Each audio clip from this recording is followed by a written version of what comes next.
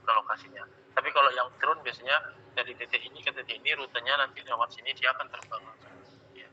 Karena beberapa pengalaman saya pas masih S1 ya tentang drone ya.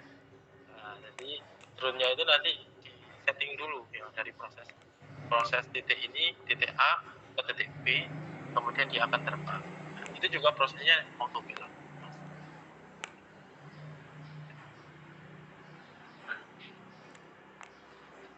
Jadi kalau sama pertanyaannya mencapai tingkat otonomi atau autonomous, ya kalau hubungannya dengan tingkat yang lebih tinggi ya tadi algoritmanya harus yang sesuai, yang tepat. Itu.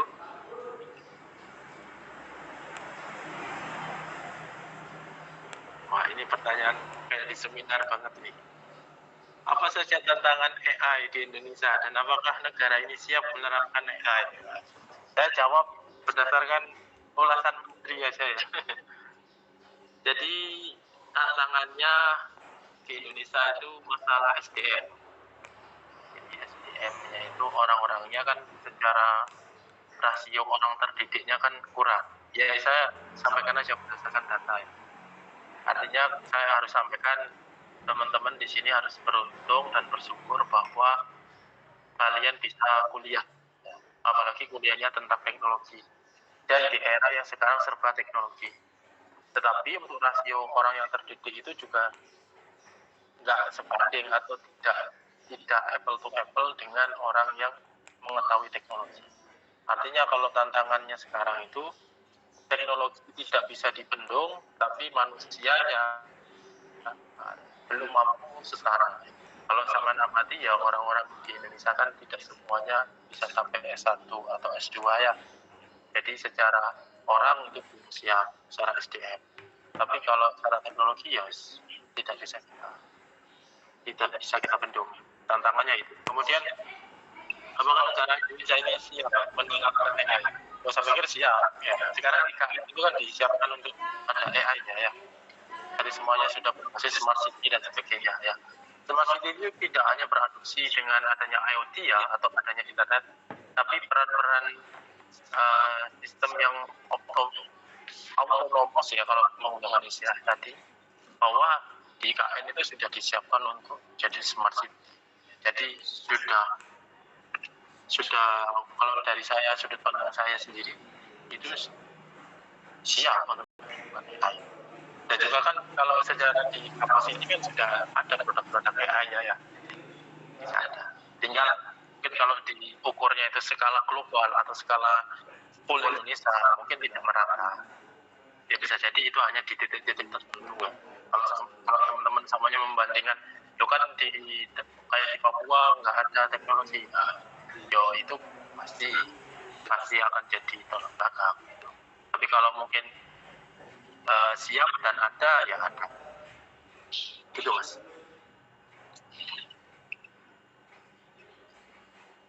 Bagaimana pengujian dilakukan dalam pengembangan AI untuk memastikan bekerja dengan baik? Nah, dalam pengujian model itu ada evaluasinya mas. Ada evaluasi namanya pendekatan tekniknya seperti rumus metrik. Nanti itu mengukur akurasinya, recall, precision, score, sama waktu dalam melakukan komputasi. Ada juga kalau sama melakukan prediksi itu mengukurnya pakai L-square atau juga RMSE, MSE. Ya, jadi ada tekniknya ya. Nanti silakan itu digunakan untuk menguji modelnya itu sudah baik atau enggak. Kemudian saya ingin mengambil topik AI tentang computer vision, deteksi penyakit tanaman. Lebih baik hanya tes akurasi algoritma yang dipakai saja atau sampai membuat aplikasi. Nah, kalau pertanyaannya gini,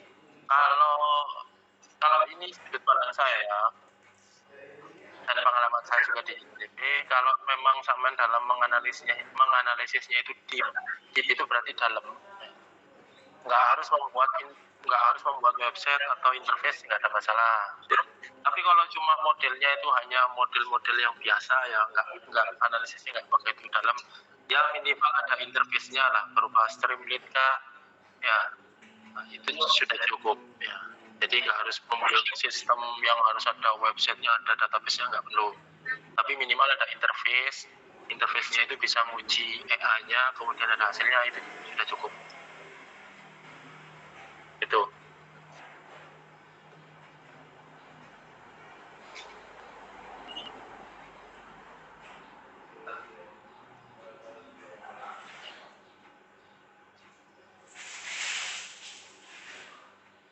Oke, sekarang ini terakhir ini.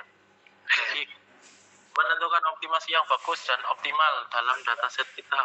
Ini kayaknya ikut kelas saya apa enggak ya? Karena saya masih bingung dalam memakai SPD. Ya itu hiperparameter mas. Ya. Hiperparameter itu ya sama harus pertama itu biasanya gini, kelemahannya teman-teman mahasiswa kan pengen tahunya bagus tapi tidak memperhatikan arsitektur. Ya. Arsitektur itu juga dipengaruhi nanti ya. Arsitektur itu nanti mengaktifasinya seperti yang itu tadi yang ditulis itu ada Adam, ada RMS prop sama SGD. Itu nanti dioptimalkan atau difungsikan. Fungsinya itu diaktifkan ya. Tetapi harus dicek juga arsitekturnya itu cara kerja. Karena kalau nanti nggak paham arsitekturnya ngaktifin doang, ya biasanya hasilnya samanya ke kanan gitu ya. Kan nggak tahu ke kanan itu benar atau tidak. Nah, jadi harus dicek juga arsitekturnya.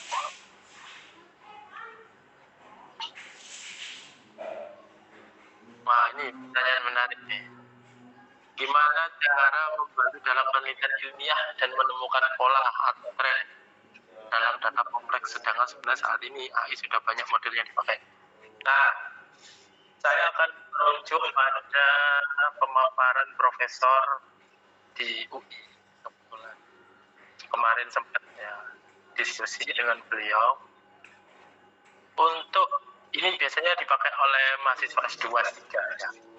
Jadi cara untuk memperoleh gap riset atau sebuah novelty dalam penelitian itu boleh ya, tapi dengan catatan menggunakan AI. Salah satu toolsnya itu seperti halnya pakai GPT sebagai generate AI, boleh. Tetapi harus memperhatikan kaidah. Kaidahnya itu seperti apa? Kalau di dalam mekanisme yang kemarin didiskusikan, bahwa teman harus tahu itu pakem-pakemnya dalam riset. Contoh, nggak boleh mengutip full, atau kalau memang mengutip itu harus di paraphrase. Yang paling penting di dalam menggunakan toolsnya itu cari kata kunci yang terpenting di dalam gap atau trend risetnya, kemudian diulas kembali. Terkadang teman-teman kan ibaratnya gini, daripada kalian memulai dari nol, mending mencoba menggunakan tools tetapi untuk memastikan ruang lingkup risetnya saja. Tapi kalau samanya itu yang diadopsi kemudian digunakan, itu rentan terhadap plagiarisme atau menyalahi aturan di dalam riset bahwa kalian tidak memiliki kontribusi apapun kecuali AI yang menggunakan itu. Tetapi saya perlu garis bawahi, khusus mahasiswa ya, mungkin kita di internal ITTP ya, kalau kalian samanya membuat coding error, saya izinkan atau mungkin saya sarankan ya, kalian menggunakan GPT untuk memperbaikinya. Itu malah saya rekomendasikan. Kenapa? Karena generate AI lebih cekatan di dalam memahami bug kalian atau error kalian. Ya. Kalau dalam konteks coding ya, tapi kalau dalam konteks memahami riset atau alur riset sehingga memperoleh trend riset, itu cari poin-poinnya saja. Ya, kalau berdasarkan informasi yang saya peroleh dari Prof.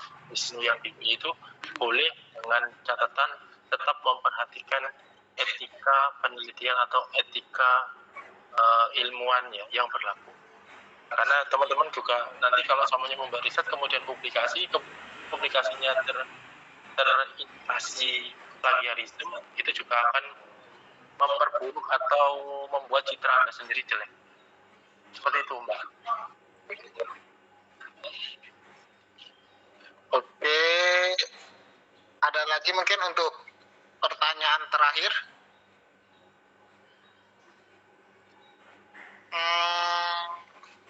Afif Eleng ada nggak?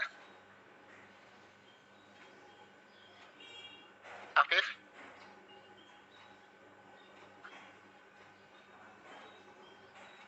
Nggak ada Afif?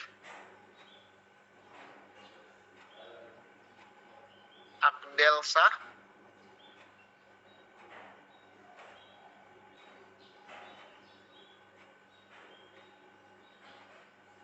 Oke, ada yang terakhir mungkin Fandi. Ada yang mau ditanyakan Fandi?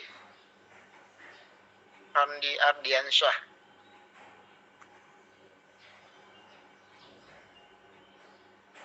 Nggak ada. Kemarin banyak yang ini di WA Bapak tentang bingung masalah topik TA. Ayo ditanyain di sini. Nggak berani ketemu sama dosen pembimbingnya gara-gara belum tahu Pak mau bikin apa gitu, mau konsultasi takut dimarahin karena bawa kertas kosong. Siapa tahu dari seminar yang materi yang dibawakan oleh Pak Sudianto bisa memberikan inspirasi gitu, dan siapa tahu bisa memberikan inilah inspirasi untuk teman-teman mau mengambil TA apa gitu. Ayo pertanyaan terakhir, Habibullah, monggo.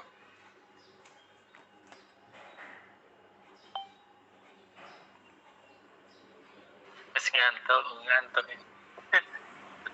Nggak ada ya? Nonton timnas. Oh, Ardea. Oke. Ini terakhir ada Ardea. Permisi Pak, izin bertanya secara general, bisa nggak ya Pak, saya masih bingung untuk batasan masing-masing kakak dalam masing-masing peminatan. Peminatan yang saya masuki kan di TI, tapi dospemi saya minta mengarah ke computer vision yang sepemahaman saya mengarah ke peminatan lain.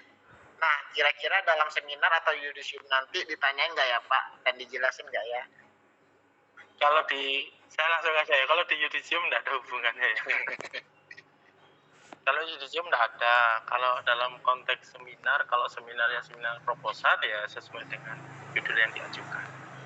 Tapi saya juga nggak tahu ya, yang kalau boleh tahu pembimbingnya siapa.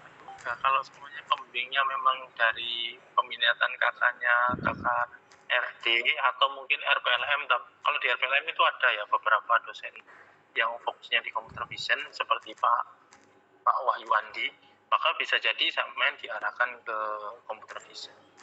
Tapi kalau memang sampean itu peminatannya TI, kemudian memang dosennya itu TI, di peminatan TI, ya sampean bisa konsul topiknya tentang TI yang diusulkan. Tapi selebihnya sih gini ya, kalau saran saya, pertama coba kalau membuat riset kira-kira yang sampean itu senang dulu. Saya memang senang dan saya pengen nyoba itu, saya pengen belajar itu. Kalau sudah mulai tertarik di situ, coba cari riset-riset yang kira-kira relevan.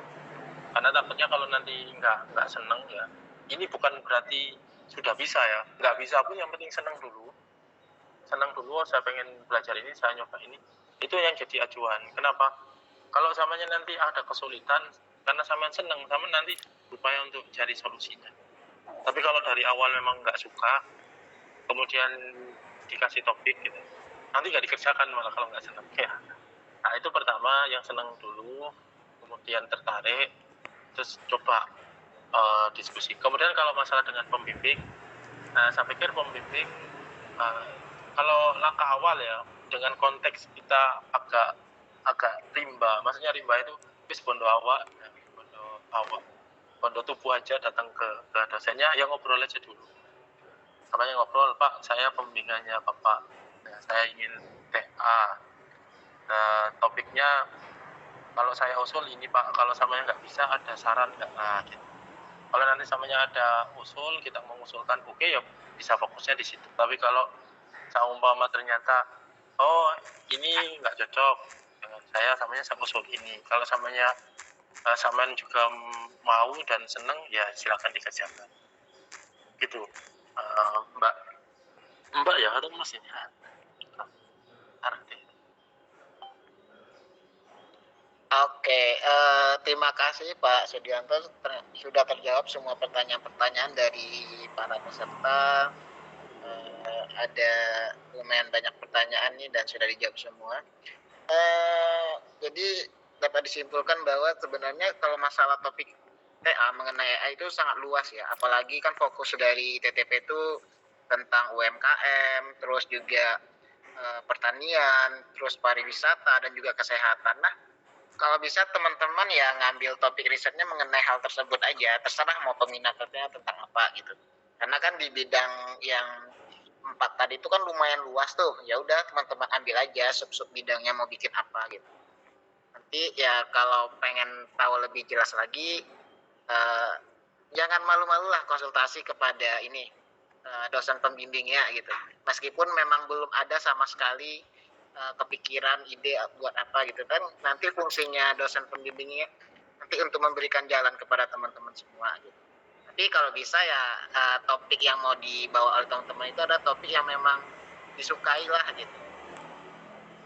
Khawatirnya nanti kalau dosen pembimbingnya memberikan topiknya ini gitu, tapi teman-teman tidak menyukai atau tidak menguasai kan agak susah juga gitu. Jadi silakan nanti berkomunikasi lagi dengan dosen pembimbingnya. Jadi ya kalau mau ngambil tentang AI kan